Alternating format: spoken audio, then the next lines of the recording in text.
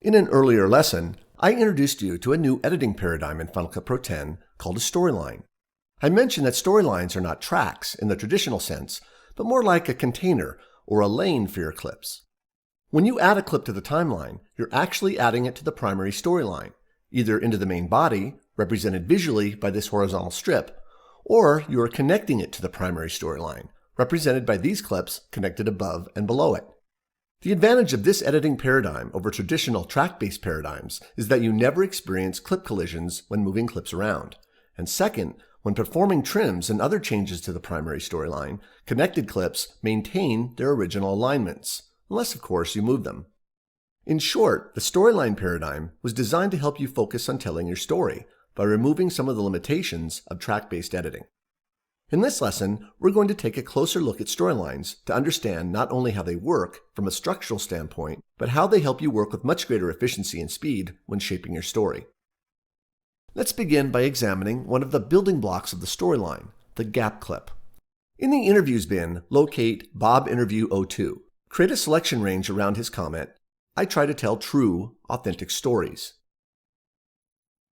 I try to tell true, authentic stories.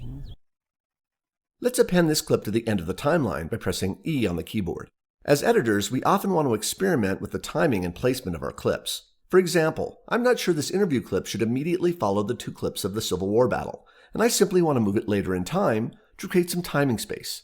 However, when I try to drag the clip with the selection tool, Final Cut Pro prevents me from doing this. The clip always snaps back to its original position when I release the mouse. If you're a legacy Final Cut Pro user, this behavior will seem very odd and perhaps even frustrating at first. But once you understand what's going on, you'll appreciate what I'm about to show you. What might help you to visualize what is happening is to imagine the storyline as a spine and each separate clip as a vertebrae along the spine. Each vertebrae, clip, is connected to the next vertebrae, clip. For example, select the Confederate Charge 2 clip and press Delete. The clip is removed and the Bob Interview clip immediately following it moves earlier in time to prevent a gap from being created. To continue my spine analogy, one vertebrae was removed and a later vertebrae was fused with an earlier one. Historically, this is known as an extract edit. Undo that last step. But what if we wanted to remove the clip but leave a gap in order to keep our current timing? This can be accomplished with a modifier key. With the Confederate Charge 2 clip selected, hold down Shift and press Delete. This time the clip is removed, but the Bob Interview clip has not moved from its original position. Historically, this is known as a lift edit. Something else has happened in the timeline. A gap clip was created where the deleted clip previously existed. Notice you can select it and trim it just like any other clip. But the larger point is this: a gap clip must exist in the storyline in order to maintain the integrity of the spine. In fact, Final Cut Pro won't even let you create a gap between any two clips without a gap clip separating them. You can therefore think of a gap clip as a proxy clip, or if you're a legacy Final Cut Pro user, you can think of them as mandatory slugs. Let's undo that last step. Now that you understand the importance of gap clips, you should now understand why we can't simply move the Bob Interview clip later in time, at least not with the selection tool. We need a tool that will allow us to move a clip while simultaneously creating a gap object in the storyline.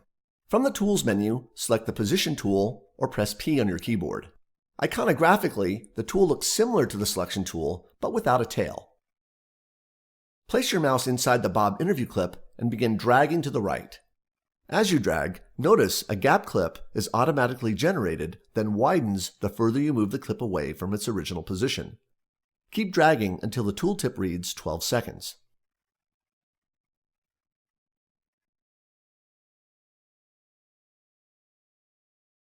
In the timeline, you now have a gap clip connecting the Confederate Charge 2 clip and the Bob Interview clip.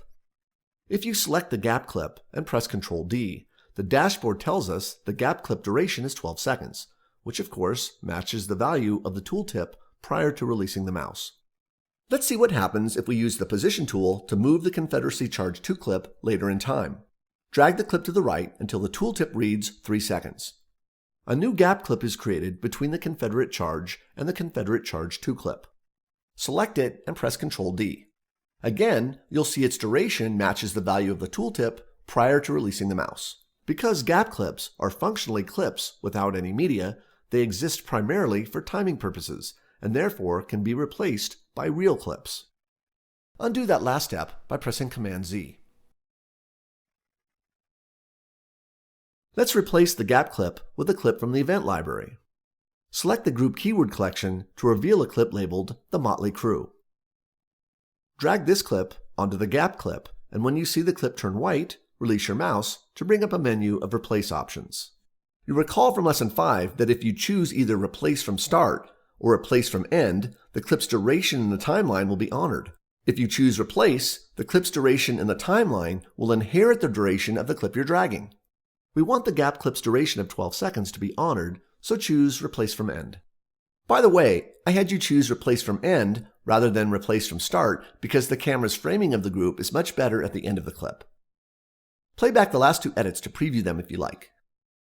While a replace edit is quick and useful, it does have one minor annoyance. It always replaces the clip in the timeline using both the video and audio from the clip you've dropped onto the target clip.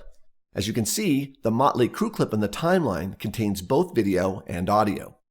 I'm bringing this up because there may be times when you want the clip replaced with just video. For example, in a music video where you've already added music to the timeline and you simply want to cut picture over it. Since a replace edit does not give you the option for excluding the audio, you'll need to know how to remove it from the storyline. Make sure the Motley Crew clip is selected, then from the clip menu choose Detach Audio. In the timeline, the audio is detached and placed below the video. To maintain sync, a connection line is automatically established. Since we're not interested in keeping the audio, make sure it's selected, then press Delete on your keyboard. If you ever need to get the audio back, you'll need to locate the original clip in the event library, then replace the clip in the timeline with it. Of course, you can press Command Z to undo the last delete operation. However, the undo command is rarely helpful hours or even days into the edit when you decide you want the audio back. So you'll need to know how to do this. Select the Motley Crew clip in the timeline, then from the clip menu choose Reveal in Event Browser, or press Shift F on your keyboard. In the event library, the clip is called up, but more importantly, a selection range is created that matches the start and end points of the clip in the timeline. Now all you need to do is replace the clip in the timeline by dragging the clip from the event library onto the timeline clip and choosing either Replace from Start or Replace from End. It really doesn't matter which one you choose because the start and end points of both clips are identical. The clip is replaced and it now includes both video and audio. One other way you might approach replacing a clip in the timeline without including the audio is to perform a video-only 3-point edit. Select the clip in the timeline, then press X to create a selection range that encompasses the entire clip. From the Edit Modes pop-up menu on the toolbar, choose Video Only or press Option 2. From the Edit menu, choose Overwrite or press D on your keyboard. The currently selected clip in the event library overwrites the clip in the timeline using the selection boundary you set for it using the X key. And this time, only the video is included in the edit. Personally, of all the methods I showed you for replacing a gap clip, this is my preferred method. I guess old habits die hard. Switch back to the selection tool by pressing A.